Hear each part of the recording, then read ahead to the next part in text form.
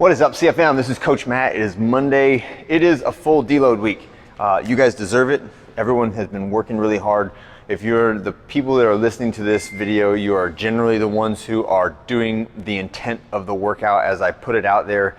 And so I want to reward you with a little bit of downtime. However, please remember, these will still be full featured workouts. You'll still be told what to do for the entire hour. There will still be many different exercises that we are hitting. There will still be percentages that you need to hit on some of your lifts. So it's not like a week off. It is just a week where I want to mentally take the pressure off of you for there's not going to be any red line days during this week, no extreme high performance or high intensity, but there will be other ways that we push you in either movement quality or holding a posture for a certain amount of time or using a certain tempo on different lifts. So this is all about improving quality of your movement and giving the joints, the endocrine system, the overall physiology a chance to recuperate a little bit and then rebuild stronger. So the goal of every time we go into a dip is that the next peak is a little bit higher. So don't think about it like a permanent thing. Think about it like this is a natural wave in the process and the overall flow of the programming, and it has to go down in order for it to go back up. Otherwise, eventually you hit a brick wall in terms of your performance, your weight loss, your feeling towards working out, and we have to do these things in cycles, and that's why this deload week exists. So trust the process and do your best and try to enjoy it. Really take pleasure in the ability to move through all these different exercises that we're doing. I hope you guys enjoy that stuff as much as I do, and the cycles of, you can't really appreciate the highs unless you've experienced the lows, and we need to do the waving process in order to continue with healthy long-term physical development, okay? So today, warm up with 2 rounds through, start off with 1 minute of warm-up pace cardio, and then I want you to go to the ground, just have a foam roller with you when you get down there. The first one we're gonna do is a little internal rotation. So I'm gonna do this in 2 different directions so you can see me. But we're gonna start off on the ground. We're gonna curl the leg up so that your shin is vertical. And then I want you to bring the knee up off the ground and then try to rotate your leg internally, hold for a second, and then back to the middle. And then rotate internally and then back to the middle. So from straight on, it'll look like this. So knee, shin is vertical, and then we're rotating internally and then back to the middle. Rotating internally and back to the middle. You should feel that in these muscles on the outside of your legs that are responsible for twisting your femur towards the inside, okay? Next one we're gonna do is a little hamstring curl.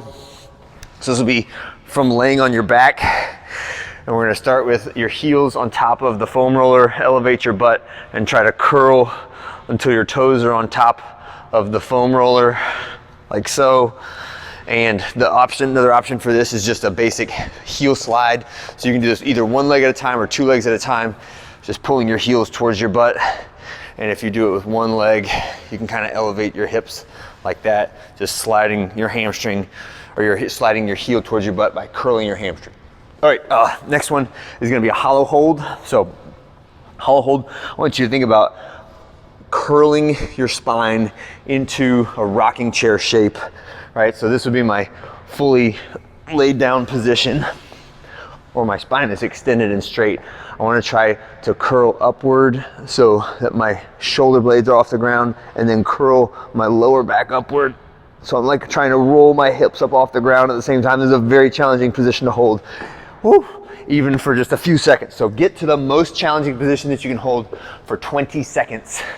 For that hollow hold. And then the last one we'll do is just to warm up our deadlifts, a handful of banded Romanian deadlifts. So the RDL, Romanian deadlift, just means I'm starting with my hips a little bit higher rather than in a regular deadlift position where my hips would be lower, right? Shoulders slightly forward of the hands. Now it's like shoulders way forward of the hands. All that tension is on the hamstrings and my lats, and I'm squeezing, standing tall, straightening the legs out. So the knees just barely bend on this one, and I'm trying to really pull my hands down so that my hands stay about on the outsides of my knees or just down my shins at the bottom of that RDL. All right, that'll be our warm up. We get 2 rounds through that sequence. And then we're gonna get our regular barbell out for our normal deadlifts. And we're gonna do 5 rounds through at a deload pace. So I expect this to just be a walking conversational pace, but we are still lifting a considerable amount of weight. I still want you to focus on the lifts.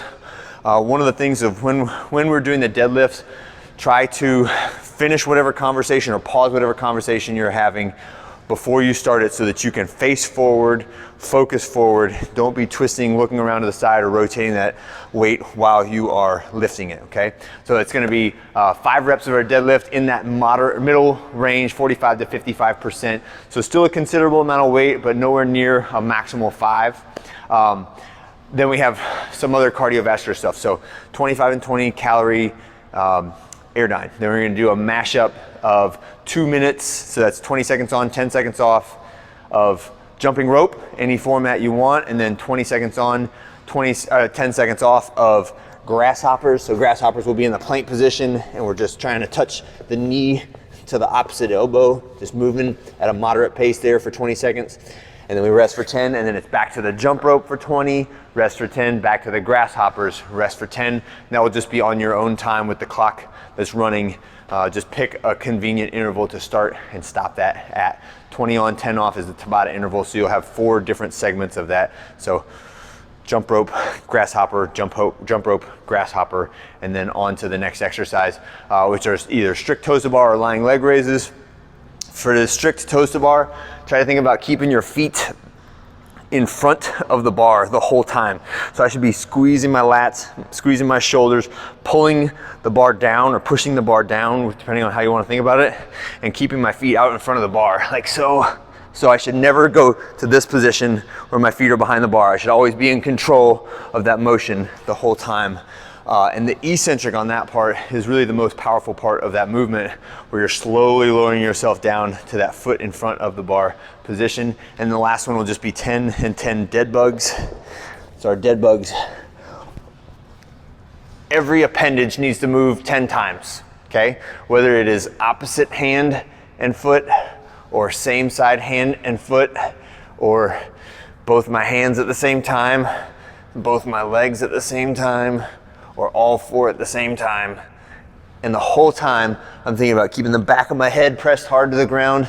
My lower abdominals are pulling my belly button towards the ground, and that is what keeps us in a nice aligned spine position and helps us to focus on the lower abdominals rather than the relatively easier to target upper abdominals. That's it for our Monday. Hope you guys enjoyed that. Again, have fun with this deload week, and I'll see you on Tuesday.